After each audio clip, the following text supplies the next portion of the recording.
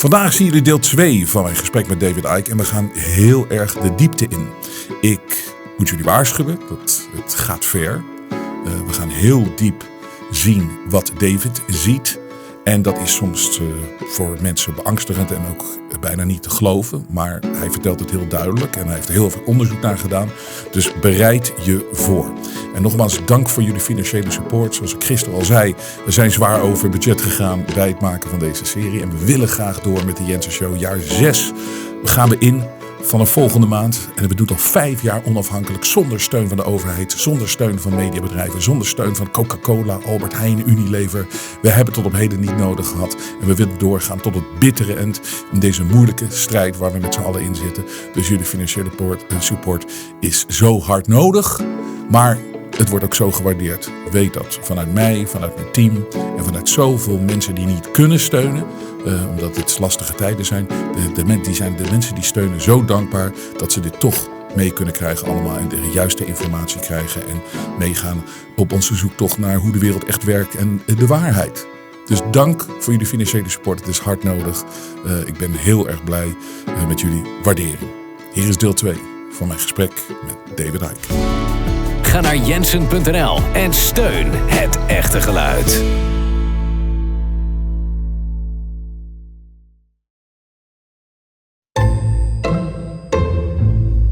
I like the way you called that. That's the little boys in trousers. It's true. I've met some of these media billionaires and stuff like that. Frightened. These people are control freaks. Frightened. It's been quite instructive, but also a bit depressing to see how people can regress. Having woken up to a certain point, they can regress. Yeah. Back into in the old ways. There was a good chunk of the alternative media which didn't exist when I started out. No.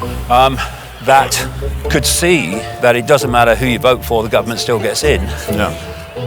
But a lot of them have regressed into left-right politics again. The puppet show,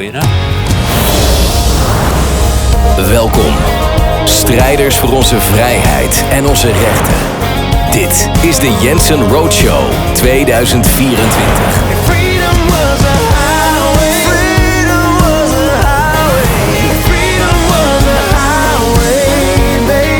Zonder jullie financiële steun hadden we dit nooit kunnen doen. Steun ons als je dit waardeert. Ga naar jensen.nl.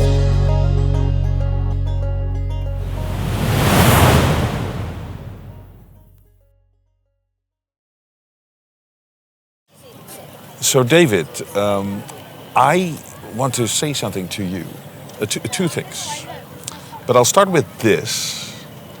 That on behalf of my fellow Dutchmen and countrymen and women, the ones that know about your case, and also I apologize for the people who don't know about the details of your case, but they would be on your side.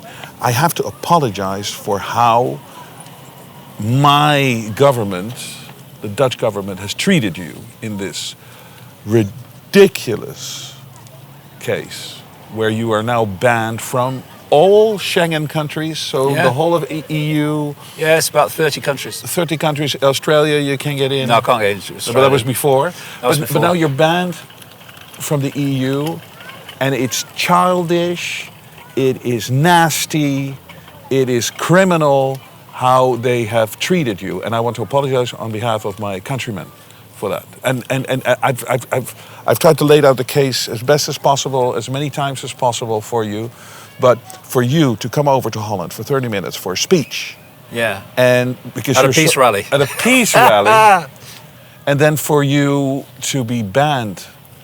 And this has such an implication on your life, an impact on your life.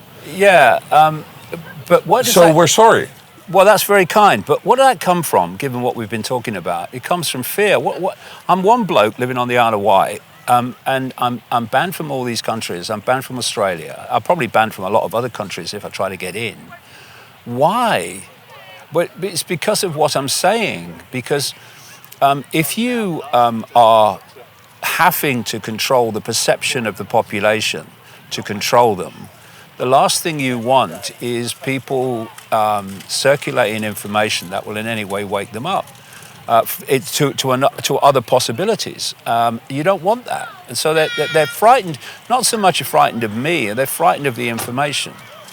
And so, you have the hijacked, I would say, alternative media, which has basically created what I call a barricade around religion and right-wing politics to focus attention. So it's basically the genie came out of the bottle for a lot of people during COVID, but we can't really put it totally back in, but we can hold it from going any further.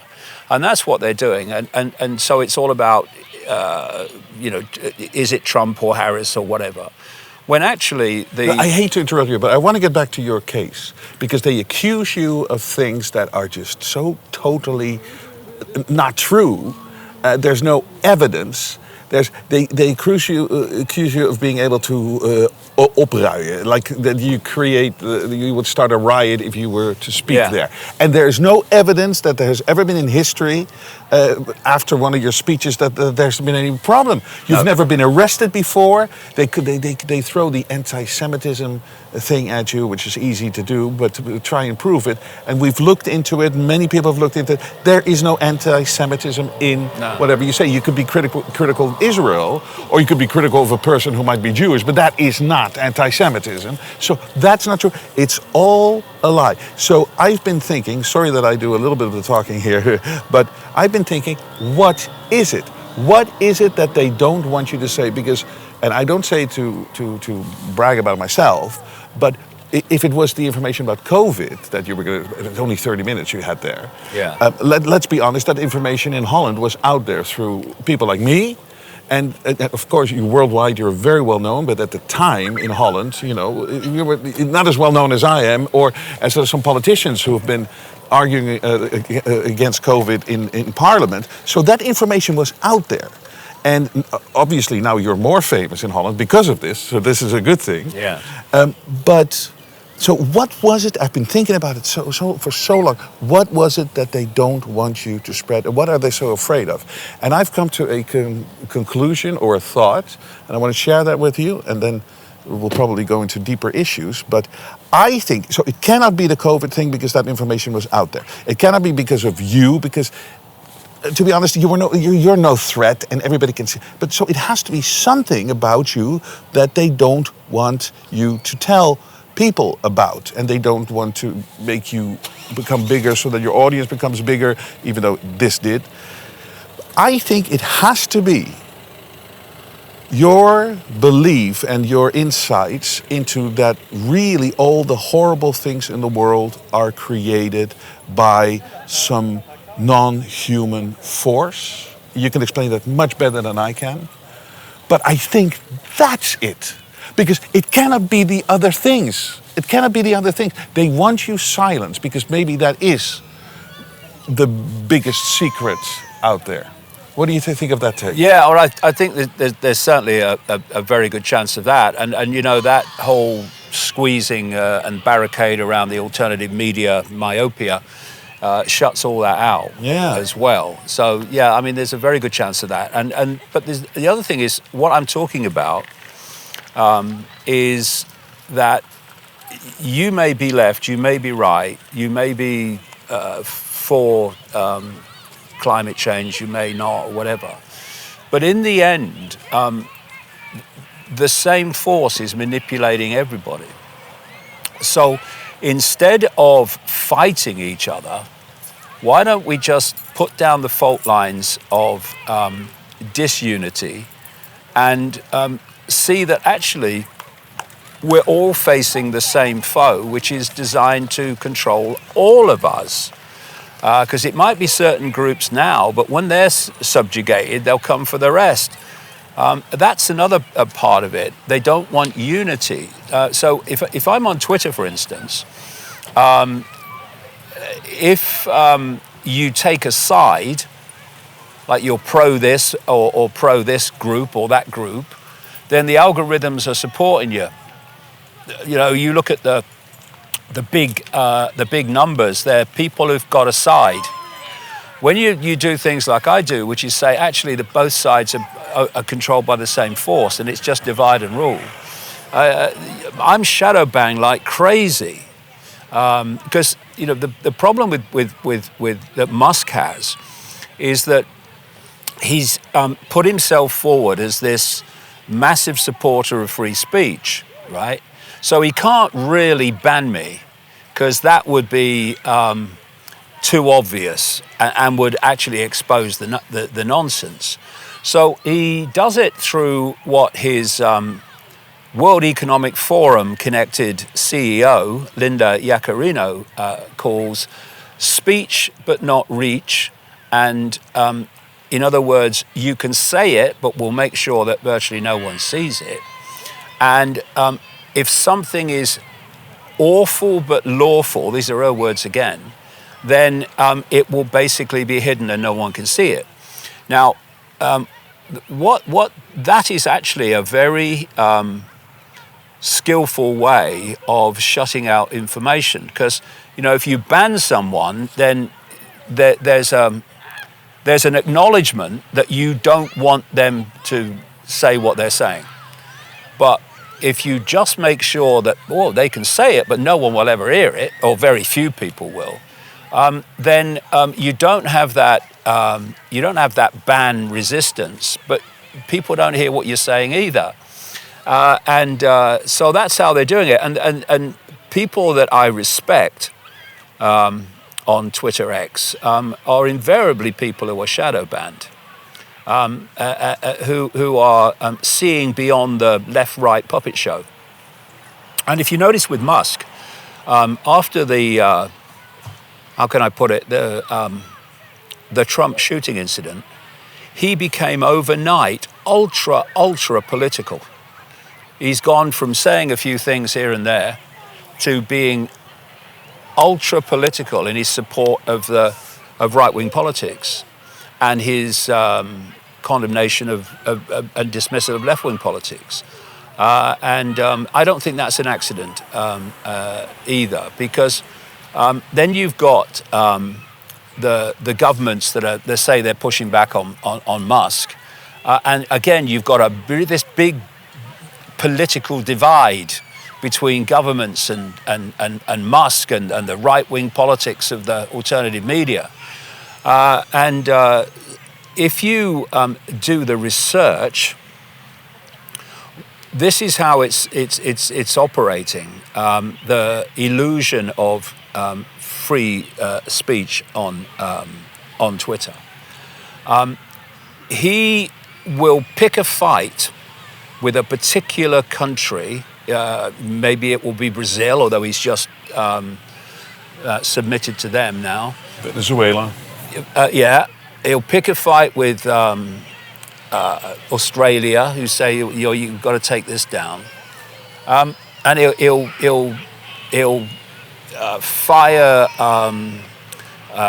dismissal and condemnation at the European Union, right? And that's all publicly building up his EC. Elon stands for freedom of speech, but then you do the research, and in the period since Musk has owned Twitter X, more content has been taken down on government diktats than the previous Twitter did.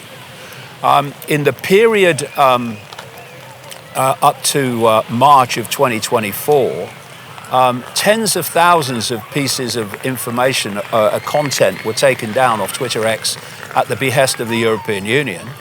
And while he was picking a fight with Australia over, he took down content in Australia that they demanded, but then they said, "Oh no, we want you to take it down globally," and he kind of resisted that, and they had this spat.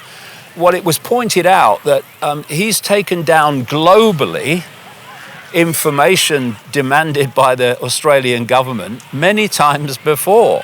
So what you've got in the background, it's all going on, but he'll pick particular fights at particular times because that builds the image of freedom of speech. And you cannot have someone standing for freedom of speech while the same organization says we're going to shadow ban you and hide what you say if we don't like it. And the people who should be critical of that and should be clear-eyed about that are delusional. They think, well, Elon Musk has opened X for David Icke and for other voices. Yeah. But at the same time, worse shit is happening in the background. Well, and they don't see it because they're focused on Tucker, Candace, Joe Rogan. Yeah. Well, this is what's happened. I've watched this happen. Such very a good clearly. manipulation, Yeah. David. That is so smart. Okay, so I've been tracking Elon Musk for years and years, long before he bought Twitter, and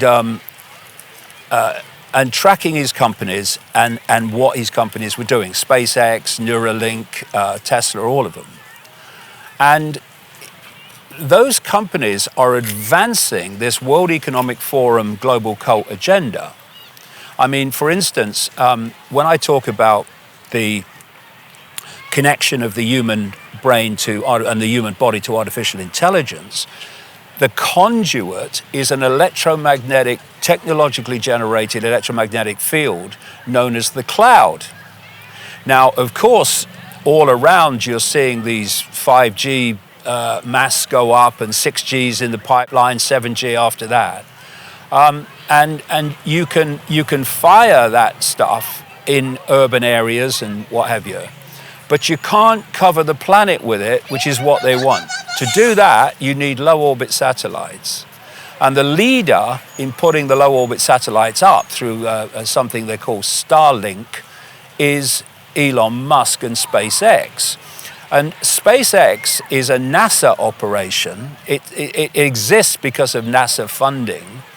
And he's just signed a contract with the Pentagon for a military version of Starlink, where these low-orbit satellites will be surveilling, basically, and allowing the communication within the military and within government. So this is a man who stands for freedom of speech and freedom of people. So while he was doing that, and then Neuralink came in, the connection to the human brain, although that's much more of a selling a concept because it's much more sophisticated how they're going to do it. Of course, the Tesla thing is all based on we've got to have electric cars because of electric vehicles because of climate change. Another bloody hoax that is. Now, before he bought Twitter, this is where I'm going with this, the alternative media was calling him out. I remember Eva van Dingerbroek, the Dutch activist, did a speech, I saw it, but maybe it was 2022, in which she's saying Elon Musk is not our friend. He's part of this transhumanist agenda, right? Then he buys Twitter X. Complete transformation. The alternative media is not calling him out anymore. Eva van Dingerbroek is basically going doe-eyed over Elon Musk suddenly. Well, what happened between he's not our friend, he's pushing the transhumanist agenda, and the doe-eyed support of Musk? He bought Twitter X. It's changed everything. And she got the attention. Yeah. And she got the attention. I met her once, and it was, I don't know, she was introduced, and I was going after her, and then she was in a panic because the guy who introduced her got her degree wrong or something from her university. So it's that matters, doesn't it? That tells a story to me. Doesn't it? But now she's like promoted, like she's a guru of some sorts. But it's such a good point that you make. I mean, Elon Musk. In old times, before we probably thought our savior would look like Justin Trudeau, like this slick politician.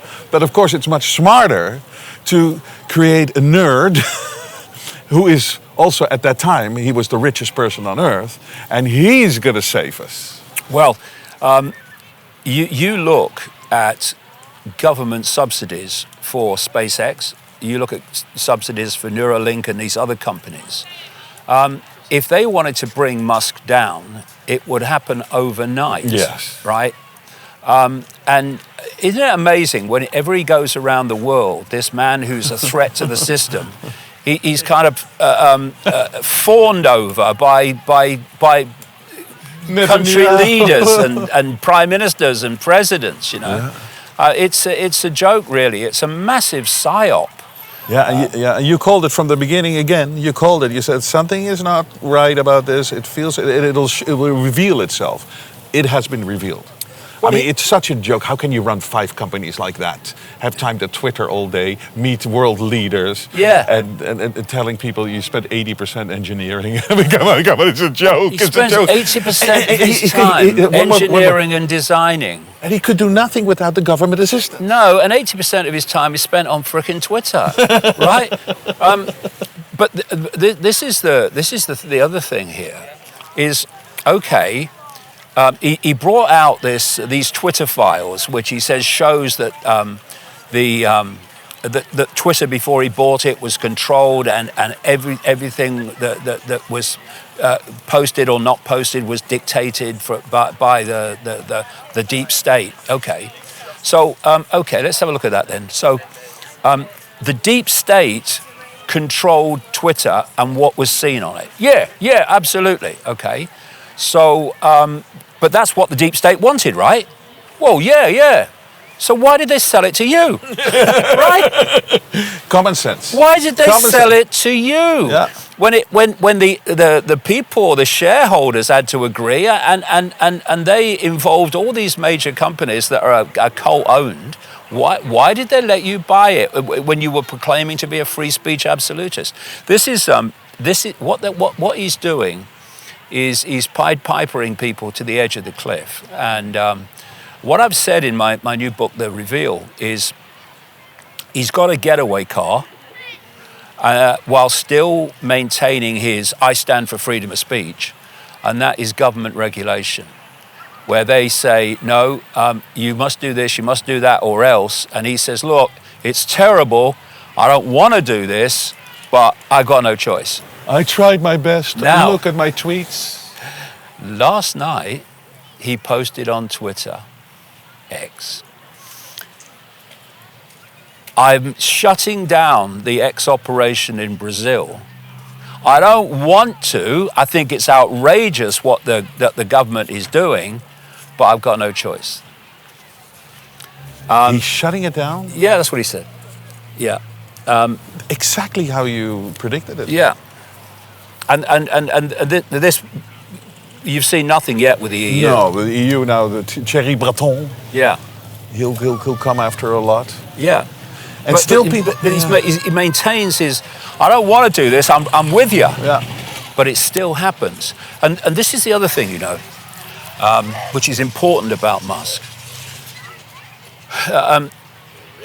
There is this whole, I mean, I suppose you'd call it MAGA in America, supporters of Trump and similar people around the world. They are very wary about the whole AI thing, right? Whereas the woke, they seem to be okay with it, right? The so-called left, what passes for the left these days.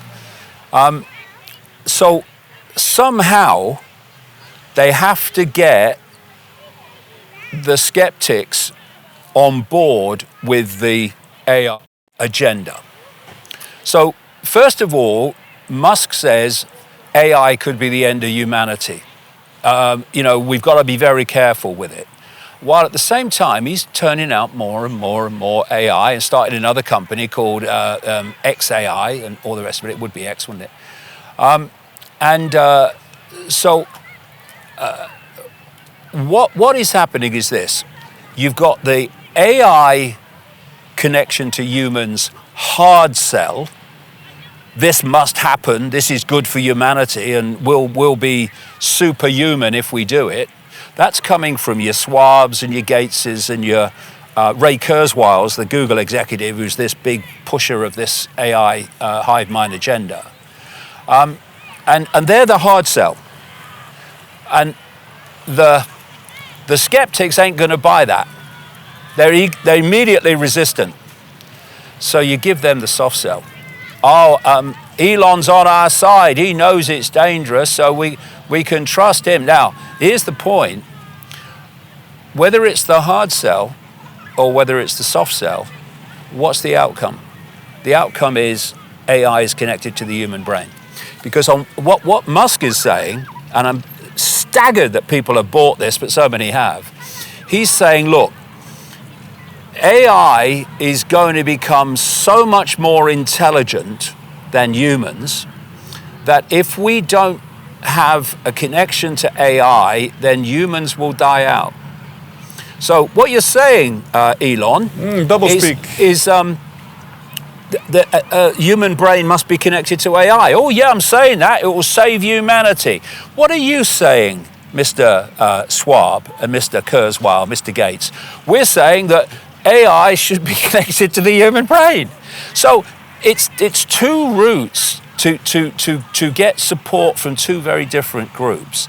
And it's staggering that that people fall for it. But like I say, the skepticism about Musk and his agenda through his companies and what have you has basically disappeared in terms of being challenged by the mainstream of the alternative media since he bought Twitter X. And that's why he was allowed to buy it. It's true. It's so true. No criticism. Everybody. Alex Jones, Tucker Carlson. All of them. All of them. They love him. You sometimes, it's not frustration, but you're puzzled by the fact that these people never invite you on their shows. Yeah. I don't think you're frustrated by it necessarily. Maybe you are a little bit, but it could be because you've done so much research. You're so many decades ahead of everybody, including me, even though I'm a fast learner. Quick study. Yeah. But it's just they will never have you on. Yeah, well, this is the thing. Joe Rogan, Joe Rogan has had a podcast since 2009 covering many of the various subjects, not all of them, but many of them that I talk about. He's never had me on. I've had people who've been on his show, I've met them and they've said, what do you mean you've never been on the Rogan show? I don't know, I've never been on the Rogan show, never been asked. Oh, I'll get onto them, mate. This is ridiculous. Never hear another word. No. And when I called it out, maybe about a year or two ago, that it was obvious that he wasn't having me on for a reason. What's the reason? We got contacted by someone who says, oh, I know the Rogan lot. Not having you on, I'll have a word with them. Never heard another word. And so then, this is an interesting area as well. The one thing that this whole cult is brilliant at is manipulating perception and predicting perception and behavior from certain stimuli, right? So what we were told is that Tucker Carlson was getting too close to the truth on Fox News, and so he was sacked by Murdoch to stop him putting that stuff out anymore, right? Well, you don't have to even be a genius at perception prediction to know that that would suddenly, overnight, give Tucker Carlson fantastic kudos within the alternative media.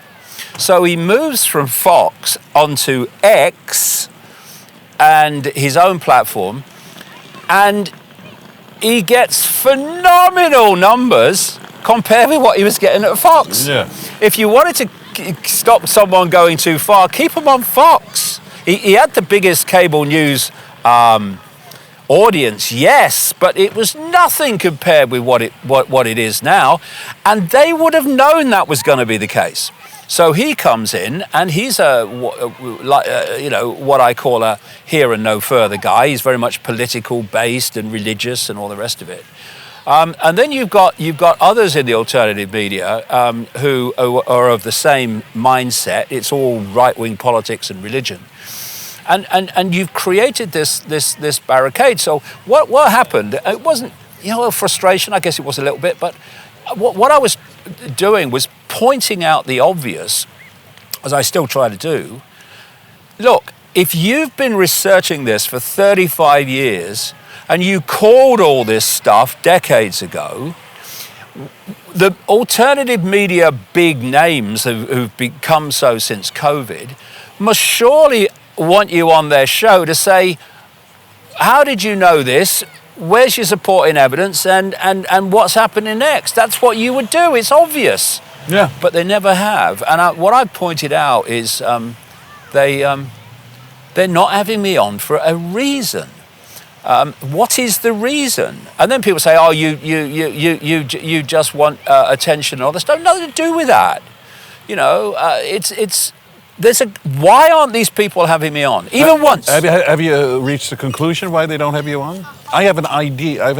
What's your take? From my own experience, is that I used to be in the mainstream media and successful, and everything was nice, but I felt uncomfortable, so I started moving to, say, this lake of total freedom.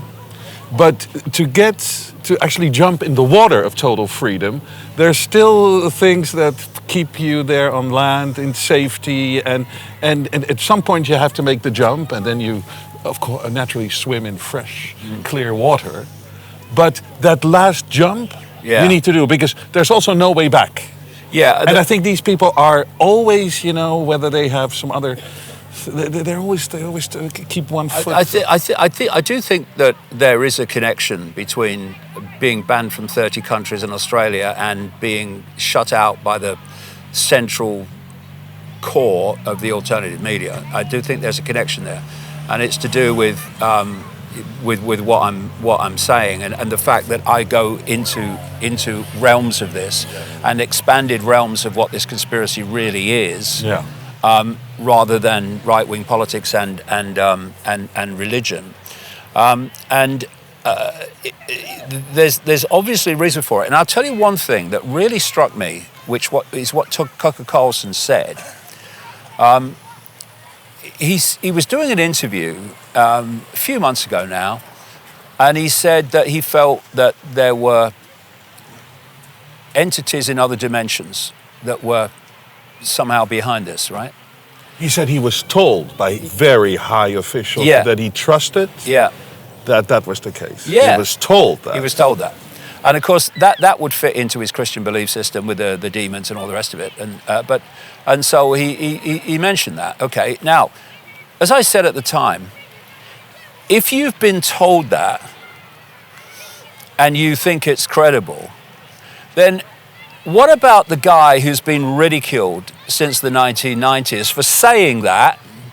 All over the world has been ridiculed and dismissed and laughed at for saying.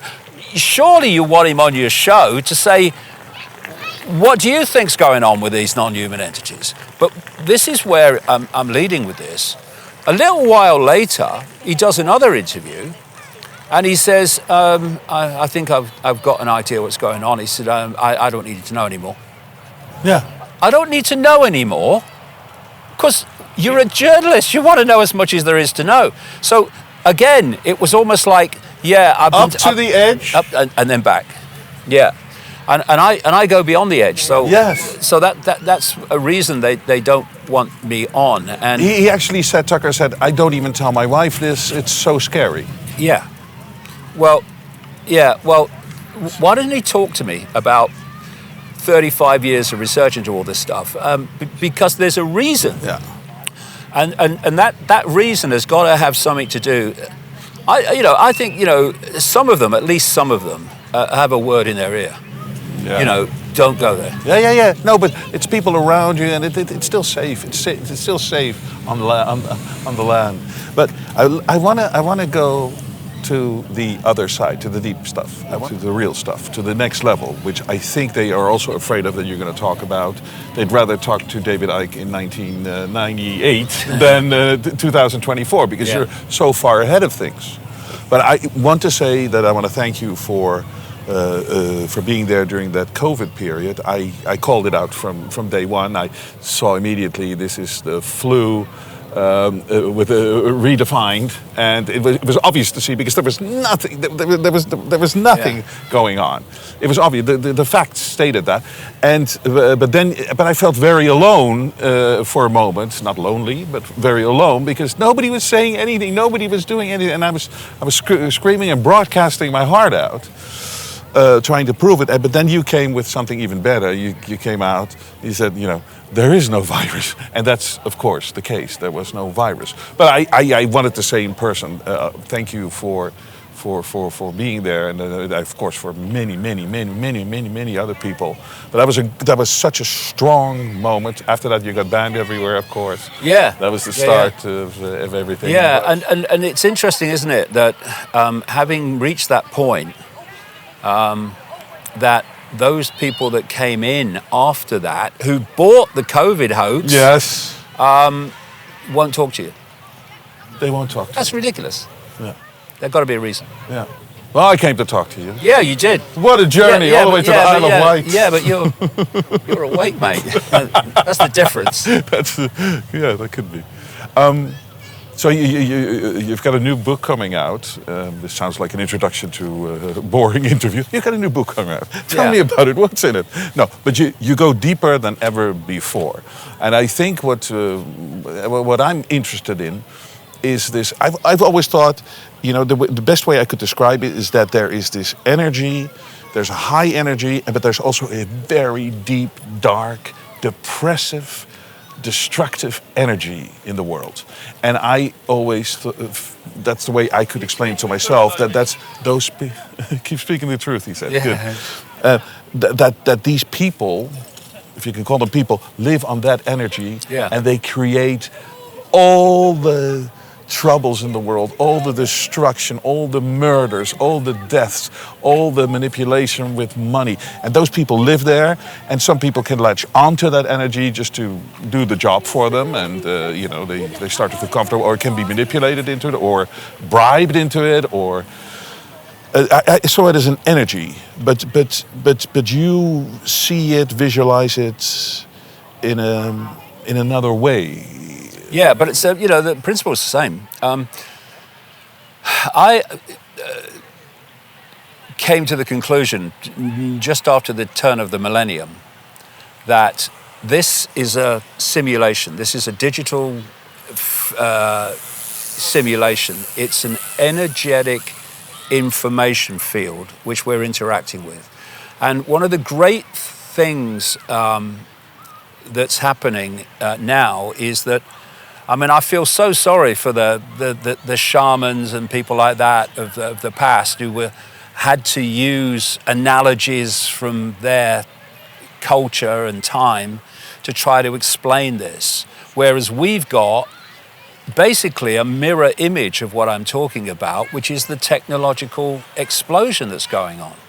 So if people imagine this field, this simulation, it's not a construct so much as a field of information.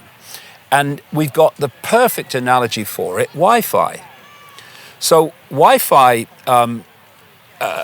is an information field, a radiation frequency information field. And the computer locks into that and decodes it into a very different state on the screen.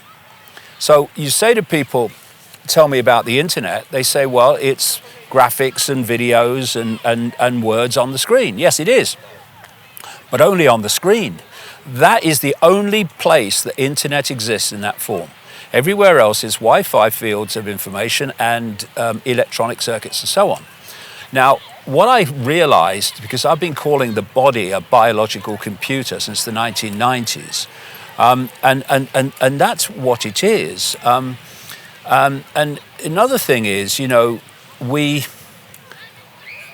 think anything biological is natural and anything technological is unnatural, but human-made. Well, what I've learned over the decades is that to this cult, the biological is a form of technology. So the situation you have with this simulation is that everything is simulated, including the biological.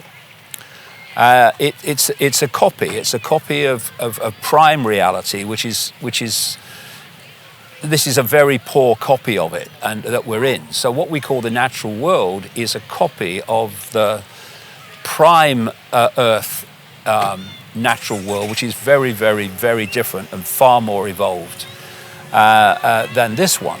And this simulation is decoded into what we experience as a physical world. It's actually a holographic world through the biological computer. And you know, when you come to things with an open mind and you're just interested in what's happening rather than a preconceived idea, religious, whatever, and you just take a step back and look at things dispassionately, you realize how much of this stuff is already known.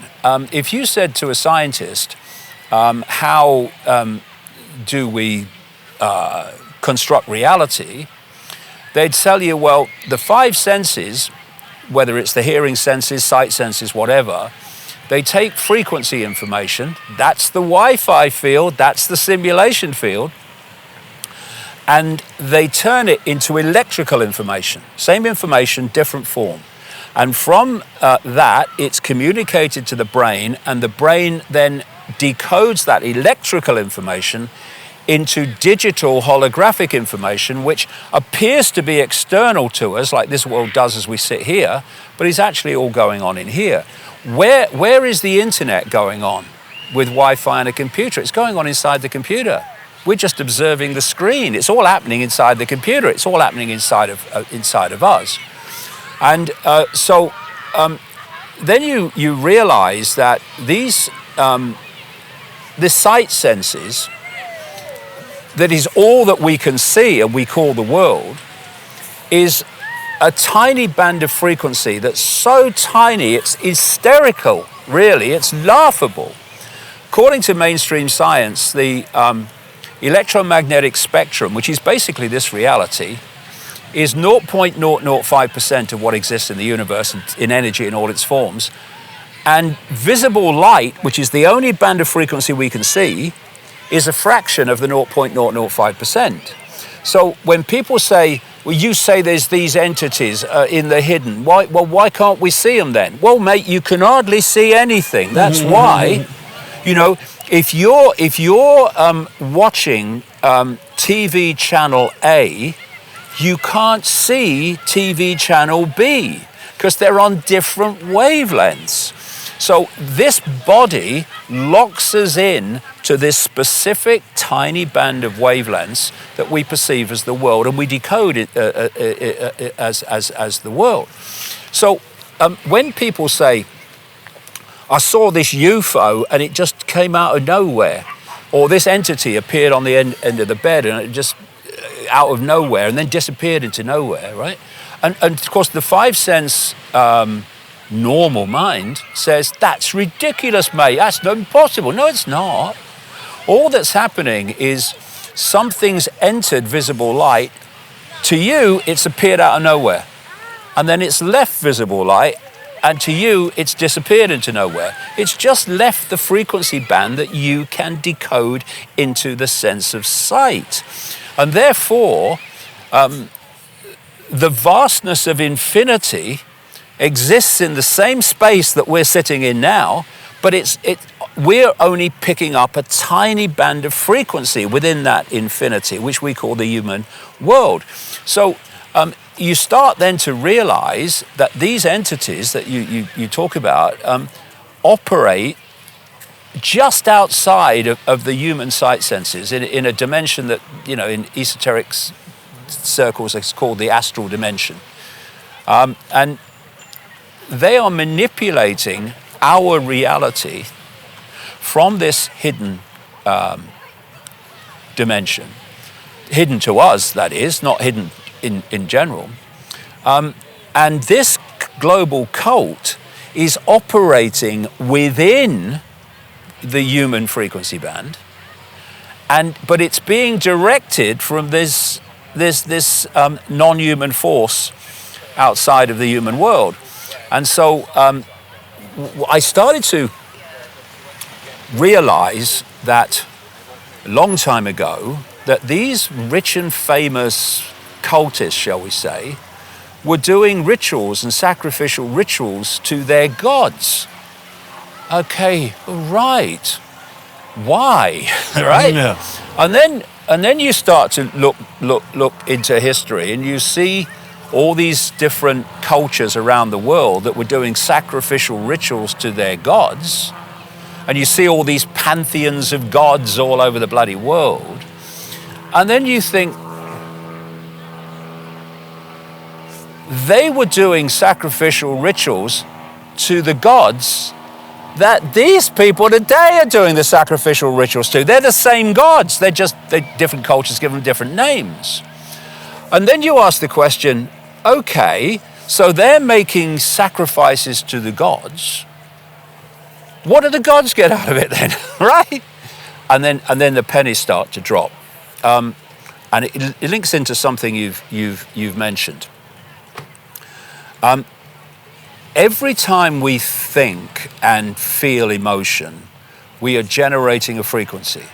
This is well known in mainstream science. You generate a frequency, and the frequency relates to the kind of emotion and the kind of thought.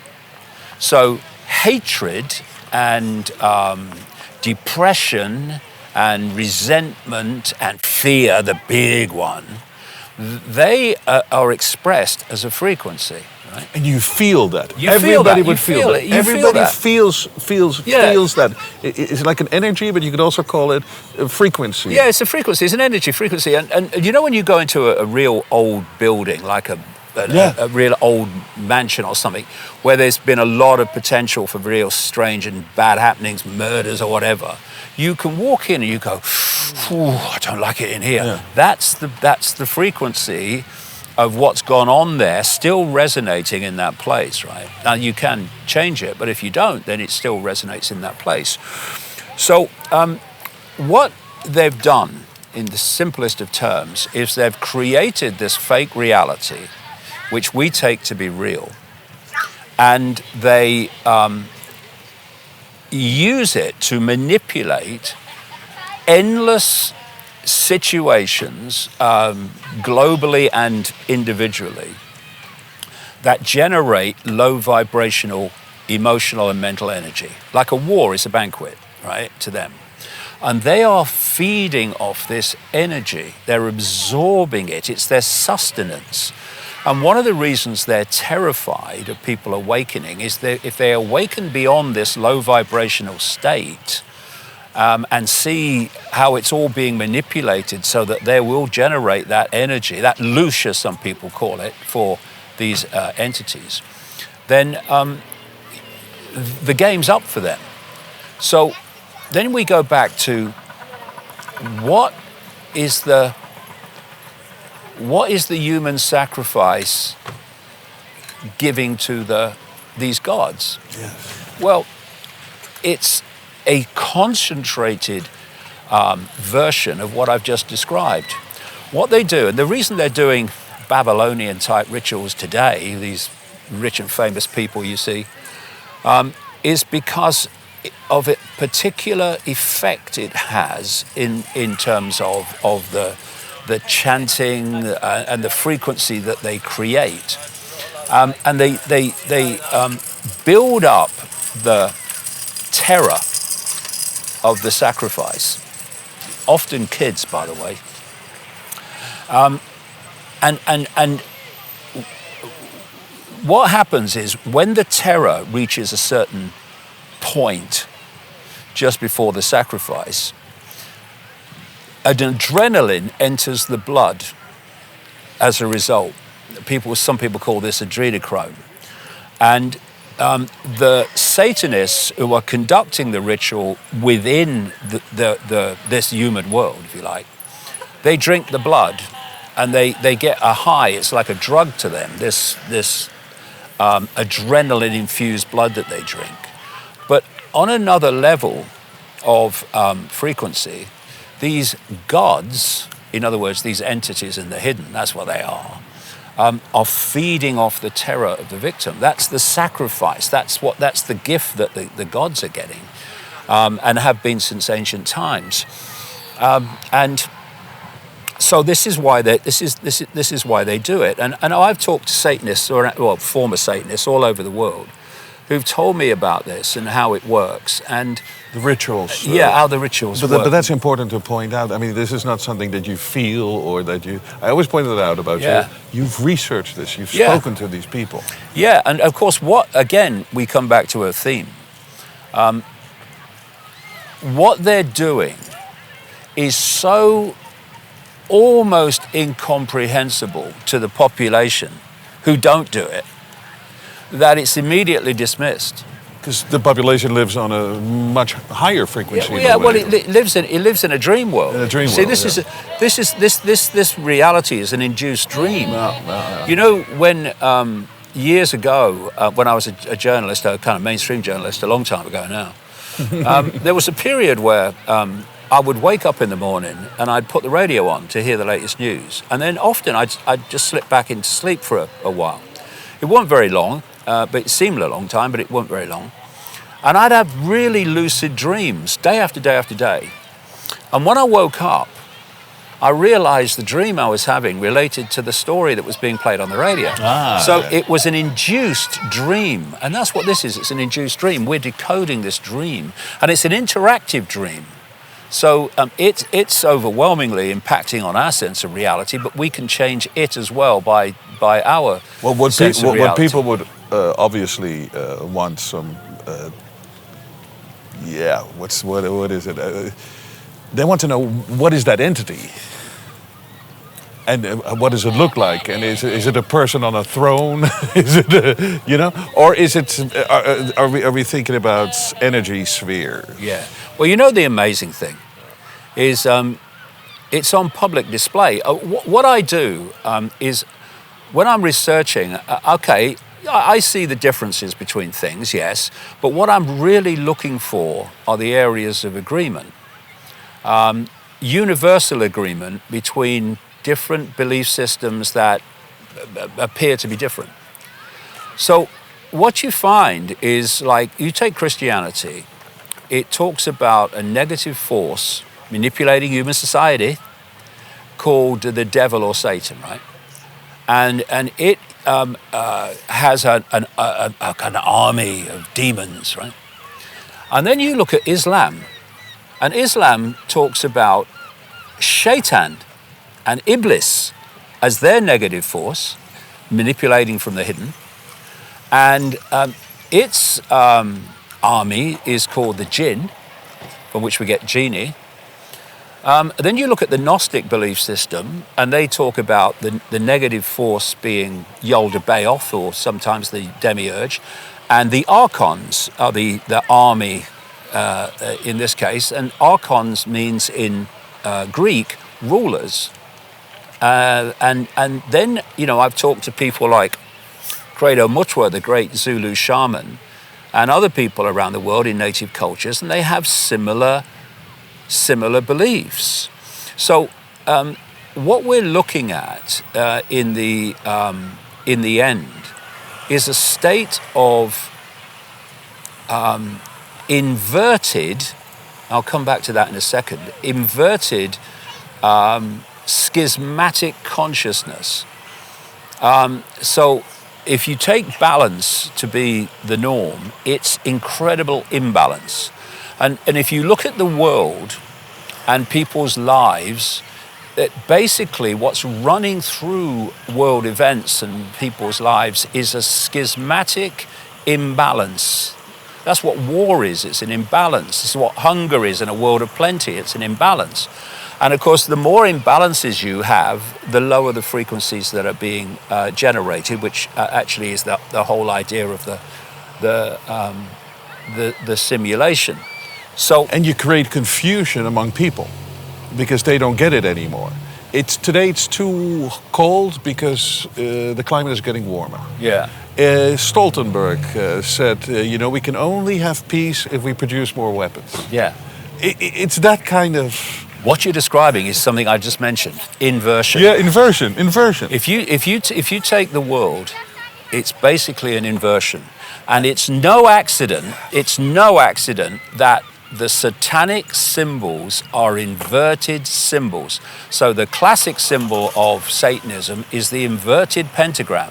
And what do? They invert the cross. Now, that's actually, although the Christians think it is, it's nothing to do with Christianity. The cross is an ancient symbol long before Christianity. What it is, the inverted cross, is it symbolizes the inversion. Everything's inverted. Everything's upside down. There's a wonderful quote I used to use in my talks from a guy who's looking at the inversions in the world, like, governments don't protect, they control. Governments don't, represent the people, they control the people. Education's about programming, not education. And so, it's all inverted. Doctors destroy health. Yeah. Scientists destroy our sense of reality with their focus of attention only on this tiny frequency band we call the physical world. And did we not all see that during the COVID period? That was obviously on display. It's so interesting, David, and we can talk all day. There's one thing, and I'll tell you something. I find it almost scary to bring this up, as in I'm afraid. I'm not afraid. Of course, I'm not afraid. But it's such a touchy subject. Yeah. And I'm thinking, why not talk about it? Because I know I will lose a lot of people who donate to my show, because there are many religious people, and I am very open to every religion. I'm more like for lack of a better term, spiritual person. So I don't need to put myself in a box, or label myself or follow something or someone. I have complete trust in existence. It's all the wrong terms, but that's the best way to describe it. But here's my question. I get a lot of emails from people of the Christian faith, and they say, look, it's all predicted in the Bible. And I've been starting to think a lot the last couple of years. And I don't know if you've researched this, but how do we know that the Bible, obviously Jesus Christ existed, inspirational figure. How do we know that the Bible has not been rewritten into the script that with the outcome that they want? Yeah, well, let's have a look at this. So you've opened up a massive area which I could talk for hours about. Sorry. So first of all, who compiled the Bible and what went in it? The Roman Church did. The Roman Church that has a history of mass slaughter and control, a slaughter of those who have a different opinion. It's a crime. And this is why it's so bizarre, and it is bizarre to me, to see members of the alternative media who are talking about the need for free speech, who convert to the Roman Church, the Roman Catholic Church. That is extraordinary to me. I mean, they say, oh, there's a spiritual war. Well, okay, there might be, but you've joined the wrong bloody side, mate, all right?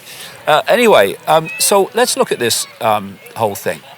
When you're researching what's happening in the world, as you will well know, the one thing you must have if you're going to do it credibly is no-go areas. There's got to be nothing that is not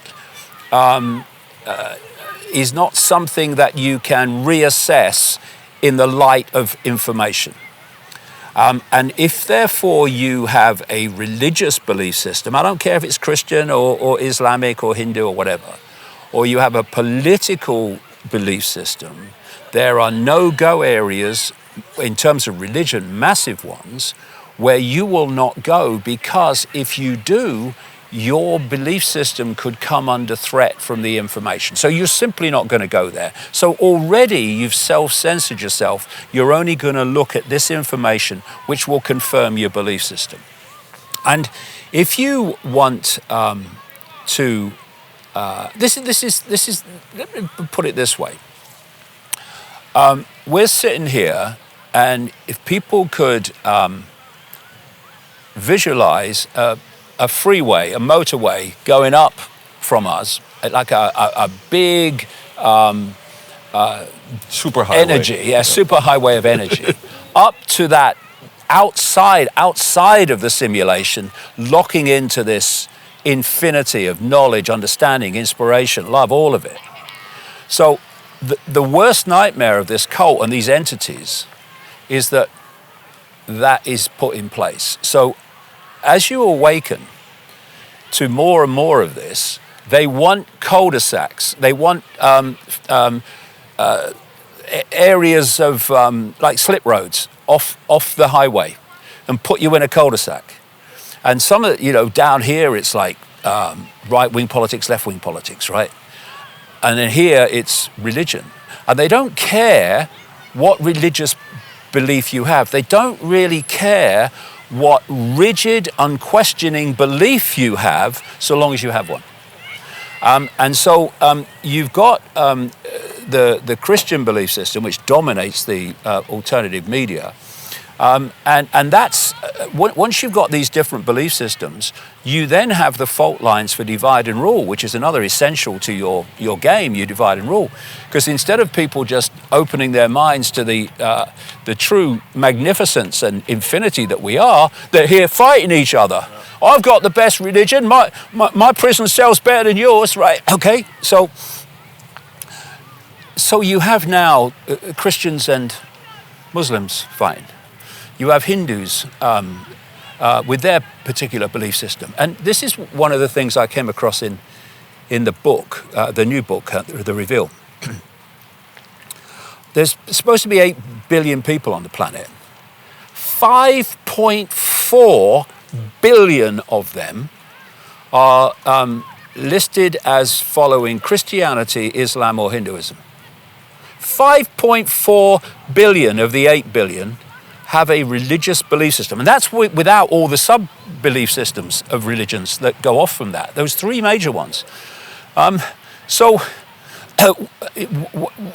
the things that I'm saying in these books, recent books, is that I started to look at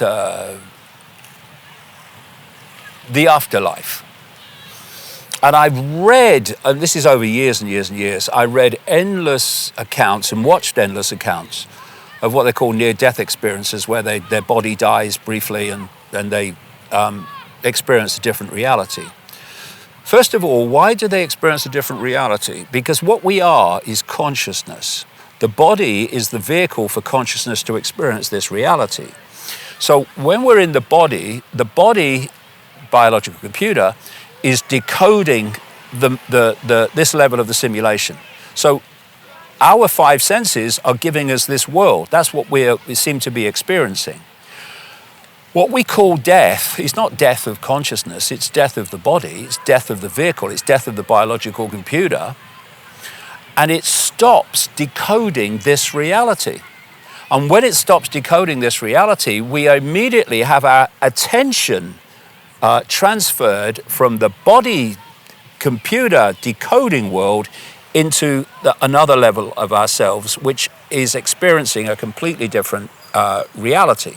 And that's why there are these common themes of what people experience, what we call death.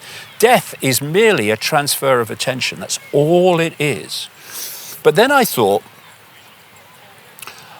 I've traveled the world a lot, like you, and I've been to 60-odd countries, I guess, a lot of them in the last 35 years. Not so many now, though.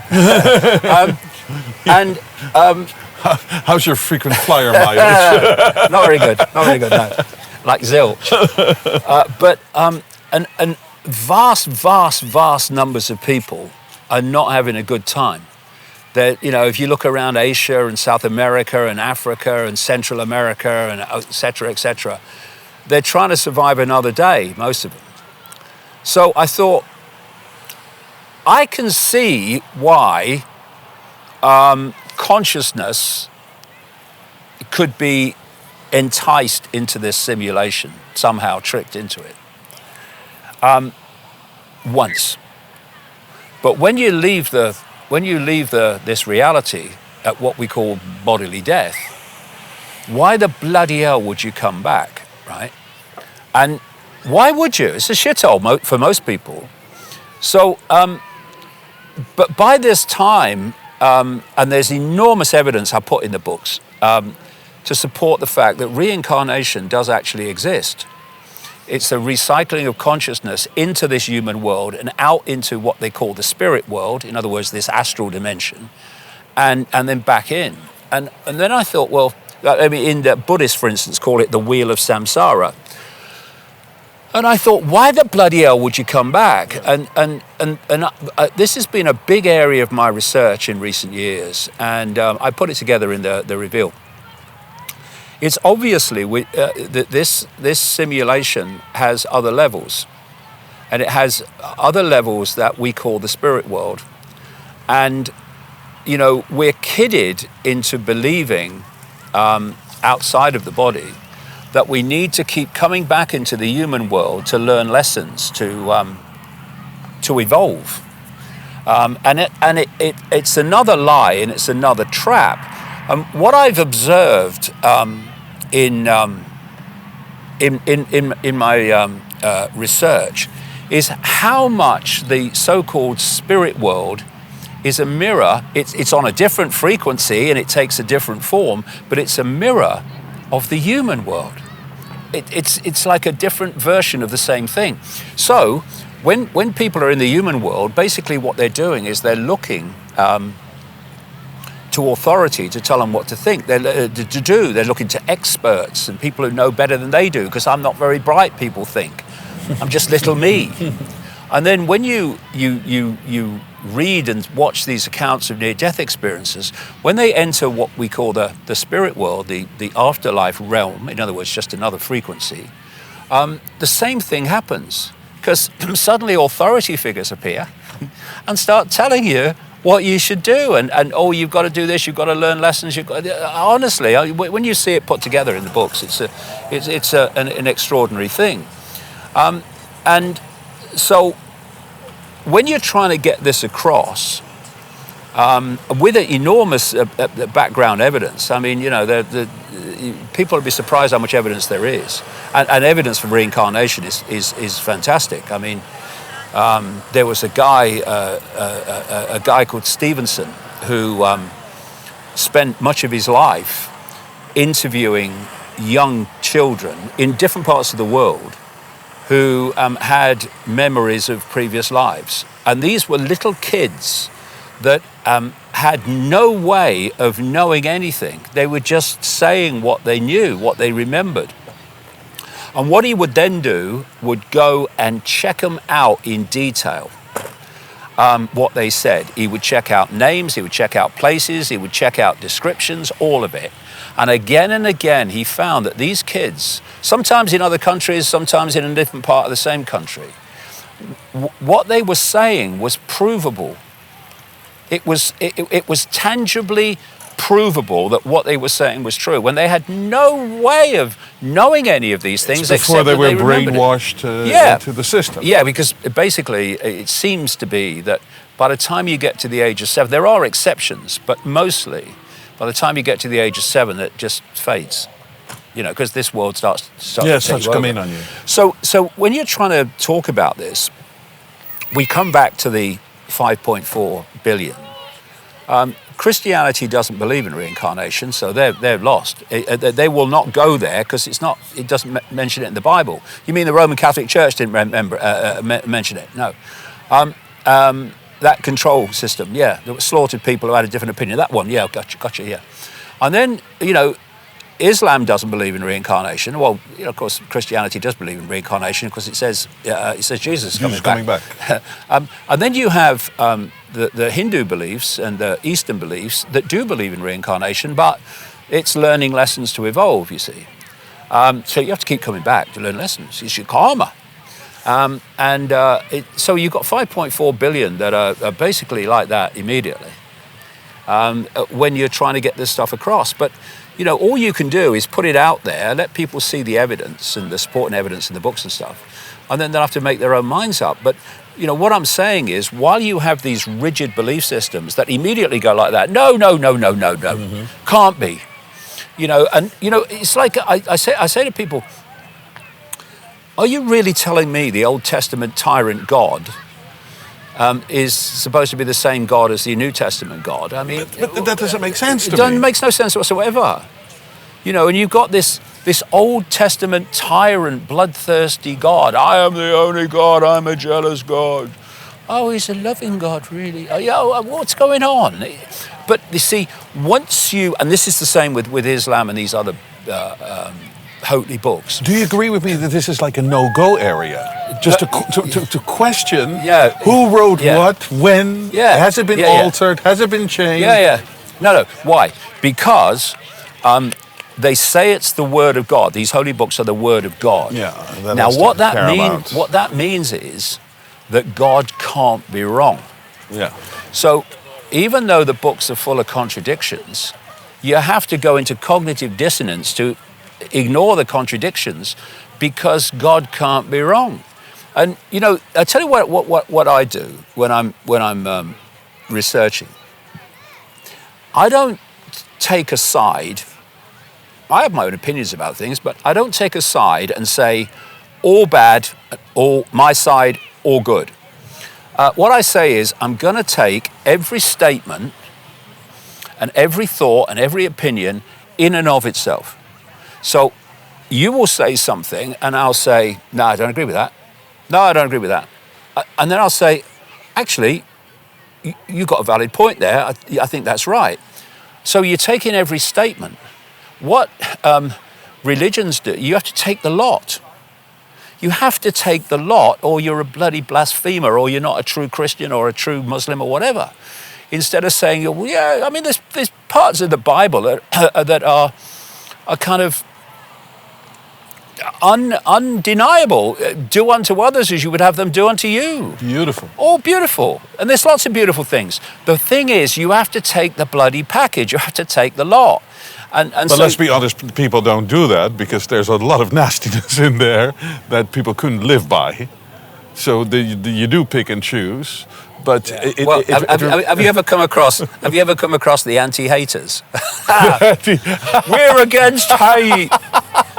We hate you for hating. No more hate speech. You go to jail for saying something that it's unbelievable. Oh. And then you get. I mean, I remember. I love this. The never-ending conversation with David Icke. I love the most dangerous man on the planet. The most dangerous man. Here he is. He's got security guards. He lives in a sort of like a walled, like a prison almost, with guards, snipers on top of his house. Oh, absolutely. You're so dangerous. You cannot travel the world. Oh, God, what was that? His ear has been almost shut off 5 times. Funnily enough, there's nothing wrong with my ear. I can't see anything wrong, Donald. Anyway, that's another story. But anyway, you have this.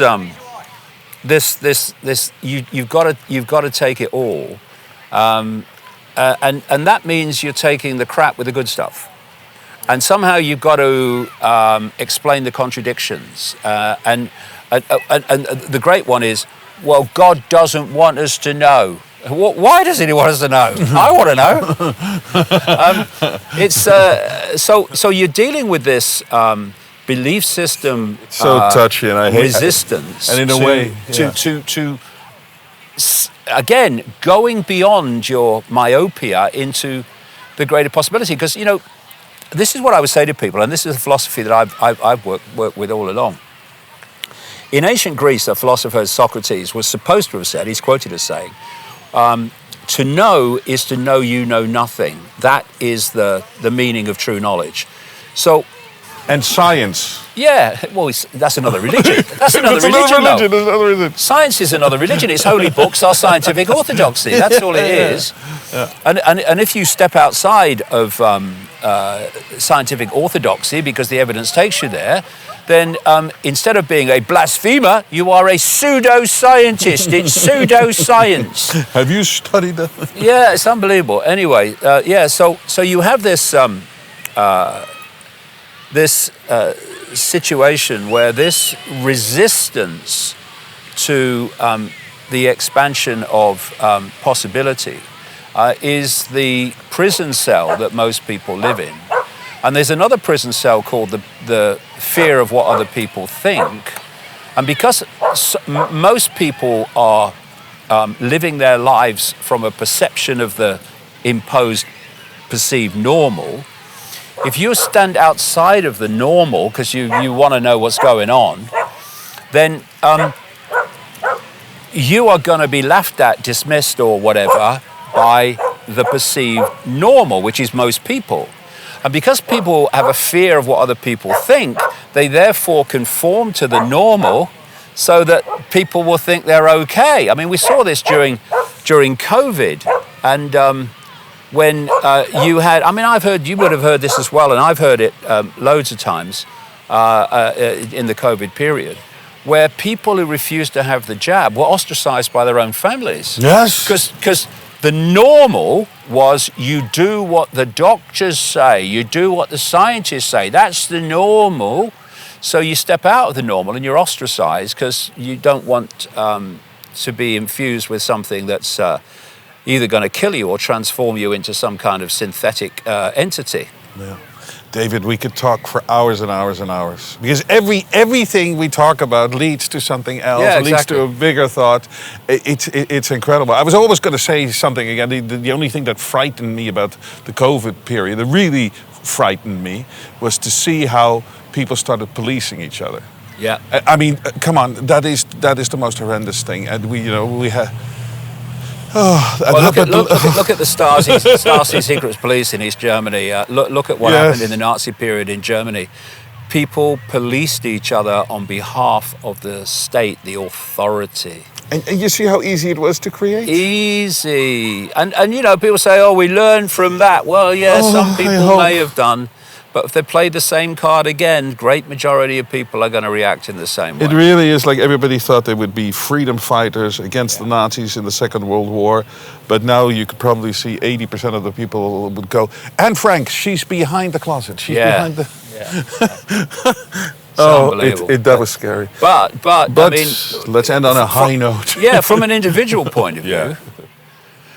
We all have the choice not to be part of it. That's true. Not to be pulled in by it, to express our uniqueness, to have our own uniqueness of view and opinion, to research our opinions instead of getting them off the peg from me or anybody else. Yeah. And realize that, as I was saying about Socrates, which can be summarized as wisdom is knowing how little we know, the one thing you know that is unquestionable is whatever we think we know, there's always more to know. That is, when you're in a frequency band, which is a joke of a narrow band of frequency, and infinity lies beyond it, how can you claim to know what there is to know, or even what you need to know? You can't, because you don't know what you don't know. So, what I would say to people is open your mind to all possibility. Not that you believe everything you're told, of course not, but give it a chance. Don't just dismiss by reflex action because it's against my religion or against my political belief system. Give it a chance. See if it makes sense. When you look at the detail, not the headline, the detail, and you'll realize that, as I've done over the years, that almost everything we've been told since we've been in this world is bollocks. I want to end on that because that's true. It's also what I learned all those years ago. The first thing I said, nothing is real. As in, what we think is real is not real, but this is the same. David, it was lovely meeting you. You too, mate. It's great to meet you after all this time. I think we should do this again. Yeah, we should. And I'll come to Holland when my ban ends. Yeah. Don't get me upset again about those idiots. Oh, I think it's great. I think it's great that Geert Wilders got all those votes because he stands for freedom, and then oversaw the imposition of a Dutch intelligence chief as prime minister, unelected. I think that's great. And Geert that's democracy in action. Geert has blocked you on Twitter, hasn't he? Oh, Geert Wilders has blocked me on Twitter. Oh, well, loads of people have blocked me on Twitter. Eva Vlandingenbroek in Holland has blocked me long ago. I love how you pronounce her last name. Yeah, Eva Vlandingenbroek. Is it? Oh, yeah. Well, you're Dutch. I'm just an English oaf. I've got no idea. I don't do foreign languages. I don't do English most of the time. Yeah. What do you call it? What's his name? Mark Andreessen, who's a big billionaire Silicon Valley guy. I've mentioned him in book mine, but I've never mentioned him on Twitter. But he's blocked me as well for some reason.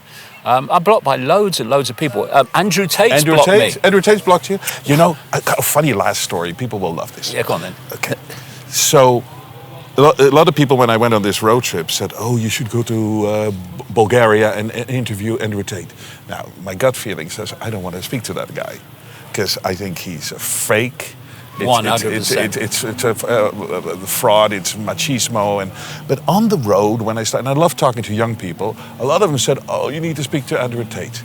So then I said, I explained to them that I think he's a freak with the Maserati. He said, well, why do that? If you have a message, you tell the message, and you don't need to show all this bullshit and with these prostitutes and whatever. So then I got to a place for an opportunity. Somebody called me that, okay, who's intimate, very close to Andrew Tate, and yeah, I can arrange that for you.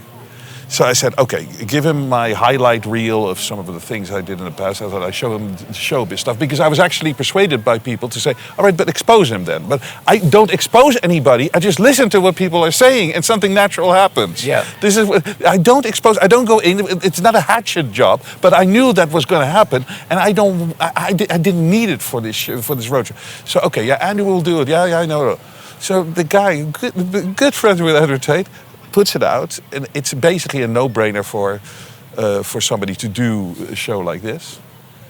He never heard from him. He texted again, and they're in constant contact.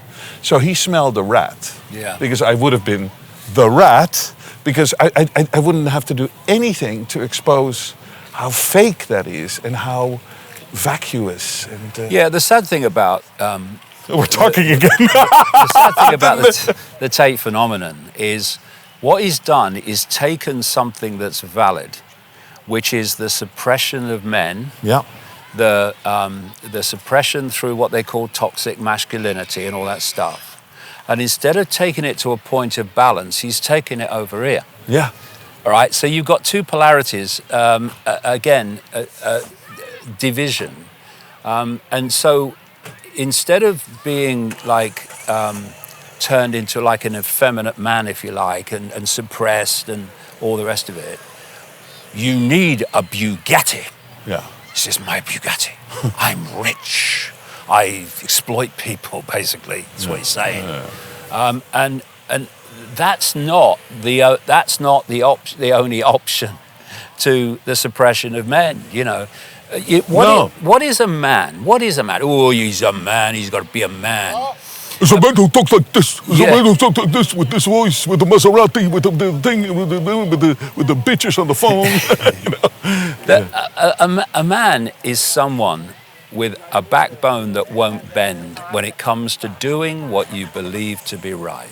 That's right. You don't need macho man bullshit. You don't need all of that stuff. All you need is an absolute fierce, unyielding intention to do what you believe to be right and say what you believe to be right, even if, there are consequences. You do it.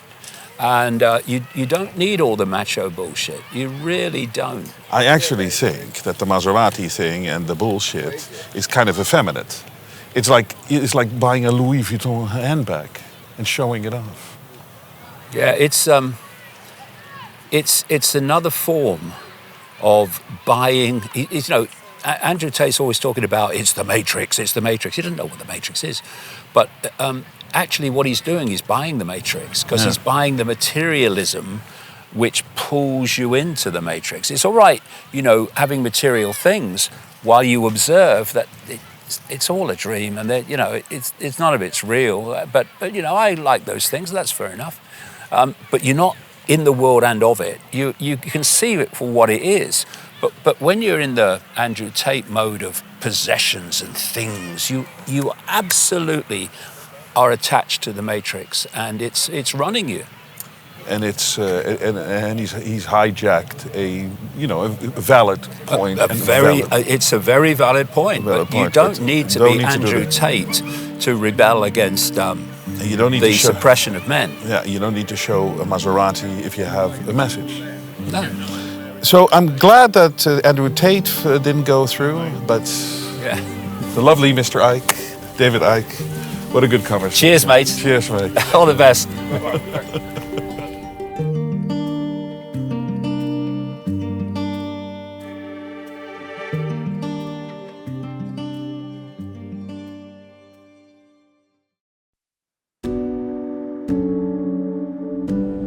En hierbij komt mijn roadtrip tot zijn eind.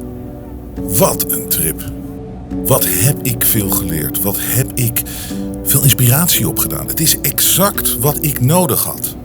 Het was ook weer eventjes iets anders voor mij. Na 5 jaar de Jensen Show, even een andere kant van het leven weer bekijken.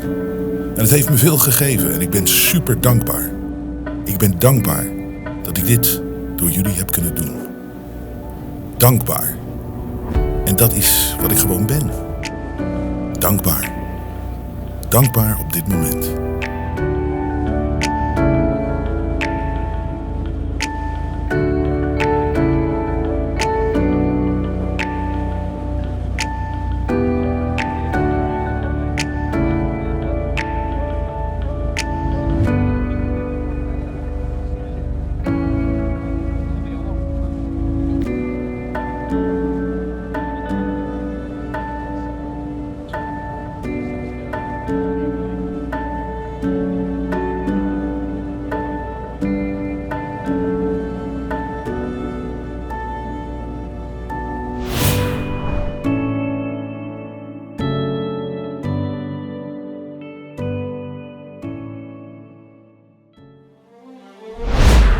Al 5 jaar. Dames en heren, daar zijn we weer. In een nieuwe setting, maar met dezelfde boodschap en vrijheid.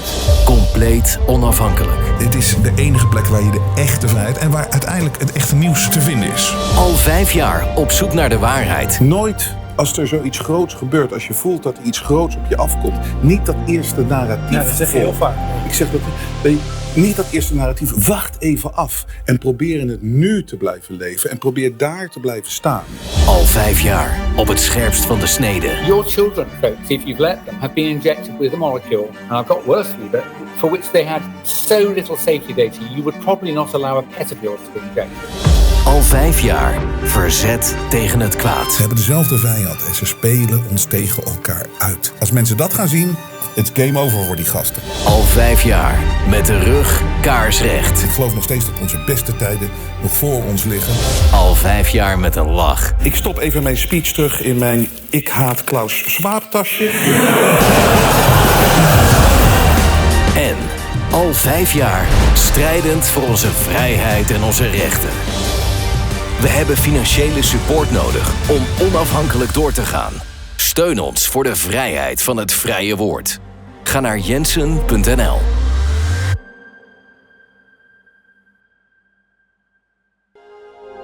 Het vrije geluid laat zich niet censureren.